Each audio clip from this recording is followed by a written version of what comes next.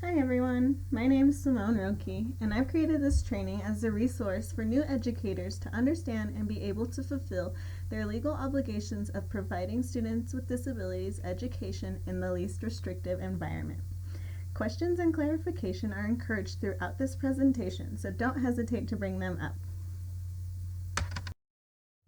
Alright, I've listed 3 main learning objectives to be accomplished by this training. They're listed as: teachers will explain their legal obligations to provide education in the least restrictive environment under the Individuals with Disabilities Education Improvement Act by creating a definition of LRE in their own words during a group activity.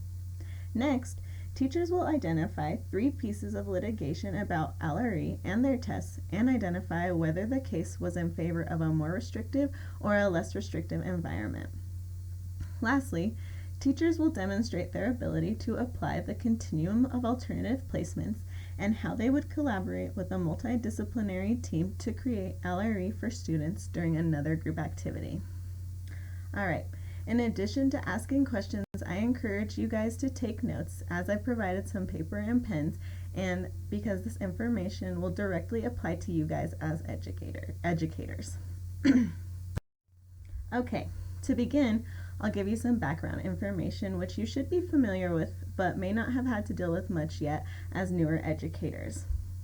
The Individuals with Disabilities Improvement Act, formerly the Individuals with Disabilities Education Act, and what I'll be referring to as the IDEA hereafter, is a federal law which protects students with disabilities and guarantees them a free and appropriate education.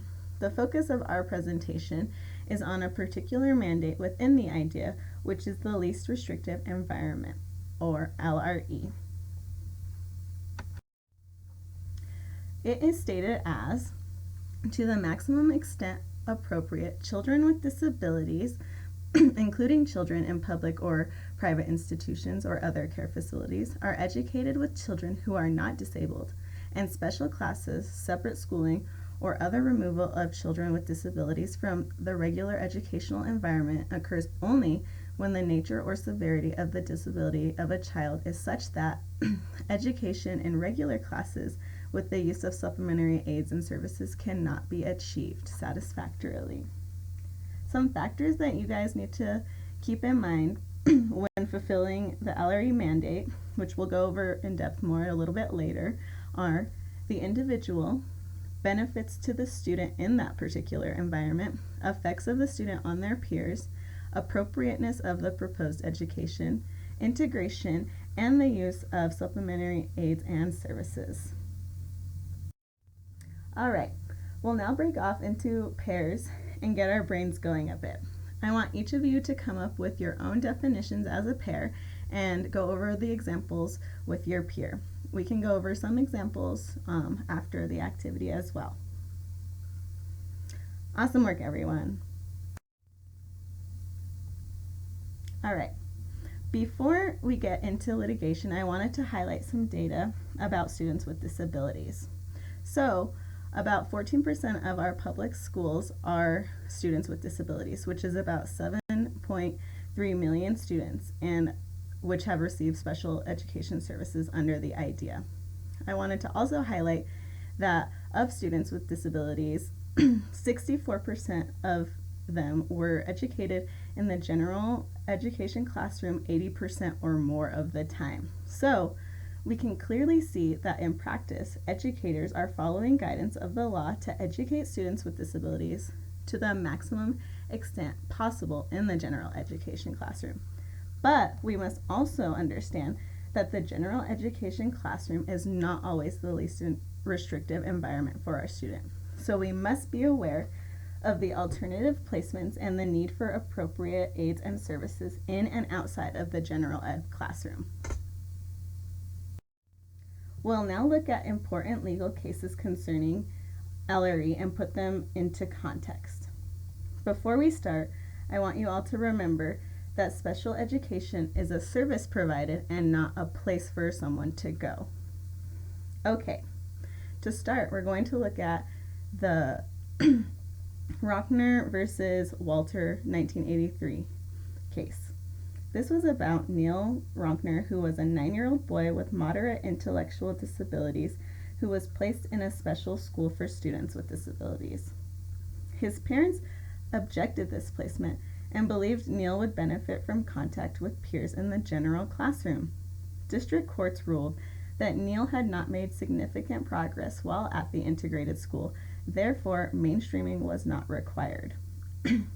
The Court of Appeals for the 6th District reversed this decision, stating that mainstreaming is not a requirement in every case, but must be provided to the maximum extent possible, which was not what happened for Neil. And then they developed the Ronkner portability test, which is up on the slides for you to read.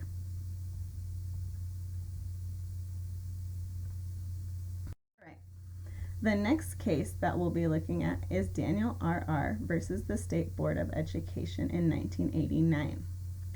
This case was about a 6-year-old student with Down syndrome whose parents requested that he be placed in a pre-kindergarten classroom half of the day and an early childhood special education class the other half of the day. Teachers found that Daniel was not making, or his teacher found that he was not making enough progress and needed constant attention and instruction from both the teacher and his aide. He was disrupting the class as well, and because of this, the school placement committee decided to remove him from the pre-K class. His parents exercised their right to a due process hearing. The Daniel Court explained that when provisions of the free and appropriate education, public education mandate, and the mainstreaming mandate are in conflict, the mainstreaming mandate becomes second to the appropriate education mandate, because in this case, Daniel was not receiving educational benefit. He was disrupting the class and needed constant supervision. So they developed the Daniel two-part test, which is up on the slides for you to read again.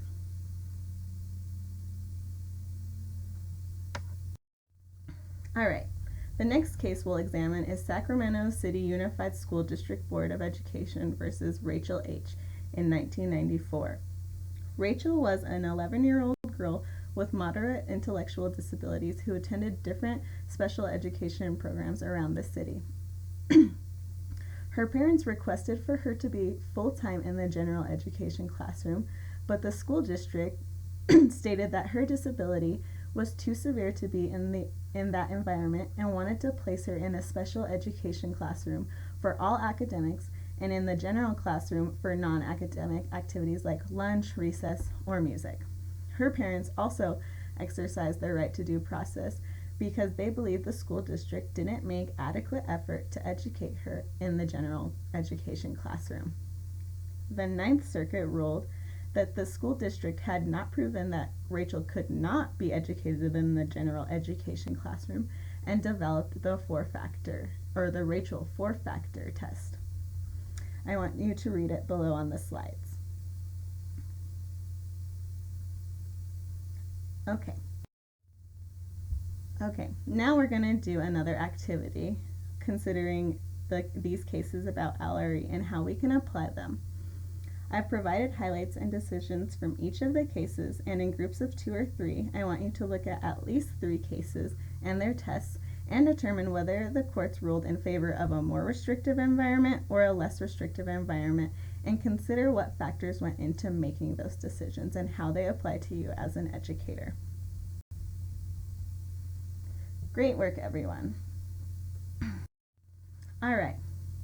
Now we're going to look at a statement from the Consortium for Citizens with Disabilities, which is a coalition of approximately 100 national disability organizations working together to advocate for national public policy that ensures the self-determination, independence, empowerment, integration, and inclusion of children and adults with disabilities in all aspects of society. Their position statement on the LRE mandate is as follows.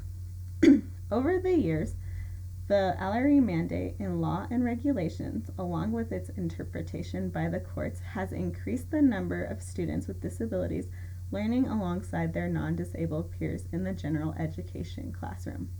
Any interpretation of LRE that differs or weakens the requirements and increases the inappropriate placement of students with disabilities in more segregated settings clearly contradicts the clear language and intent of the idea and established legal precedent. Reading this, it makes clear the importance of our roles as educators to thoroughly develop IEPs that place our students in appropriate environments with appropriate aids and services to empower, integrate, and facilitate independence for all students with disabilities. That in mind, let's consider how you will apply and implement LRE in your own practices. We're going to look at the continuum of alternative placements under the IDEA. I want you to read it up on the slides and let me know if you have any questions about it. Okay, here's a graphic to depict the continuum, the top being the least restrictive environment and the bottom being the most restrictive environment we can consider when placing our students. I would add to the bottom, and a more restrictive environment would be a hospital setting or institutional setting. So, what does that mean for teachers? As an educator and part of the IEP process, we must make efforts to place students in lesser restrictive environments first, in addition to the use of supplementary aids and services. If efforts in the lesser restrictive environment with aids and services are unsuccessful, it's appropriate to move into a more restrictive environment for the child to make progress. The purpose of the continuum is to give schools a number of options when creating LRE that's the most appropriate for the student. It's our job to find appropriate placement, even if that means it's outside of the school of interest. Now, here are some factors that we must consider when designing LRE for our students. First is the individual. So we must consider, what are their strengths? What are their deficits? How does their disability affect their learning? Next, we have to consider benefits to the student in a particular environment. We can compare educational benefits in the special education classroom with those in the general education classroom with aids and services and see where more benefit is occurring. Next, we'll look at effects on the peers. Are there behavioral problems that the student exhibits? Is the student disrupting others' learning? Does the student need constant attention and supervision, which may lead to taking away from other students in the classroom? Next, we think about appropriateness. Does this placement of the student ensure their education is appropriate and allow them to make progress in this environment? Next, we think about integration. If the student is not in the general classroom, in what ways are they being integrated into activities and environments with non-disabled peers? How long are they away from their non-disabled peers? Are they only away for academics? What are we doing when we think about non-academic activities like school or like recess, lunch, and music stuff? Lastly, is the use of supplementary aids and services. What aids and services does the student need to be educated with non-disabled peers to the maximum extent possible? Do they need assistive technology? Do they need paras? Is different seating an option?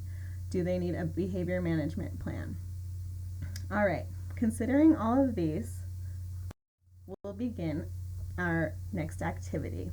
I've created case studies of made-up students with real-life situations and circumstances that you may have to deal with as an educator. Get into groups of 3s. Examine the case study for your group. Examine the findings from the IEP evaluations and recommendations from your mock group of team members. Use the continuum of alternative placements to identify the least restrictive environment for your student and the factors needed to consider when determining LRE. Awesome work, everyone. I like all of the thoughtful discussion you guys had. All right, that concludes our presentation. I hope you guys found this presentation useful for you as a starting out new teacher and understand your role in providing students with disabilities education in the least restrictive environment. Thanks, everyone.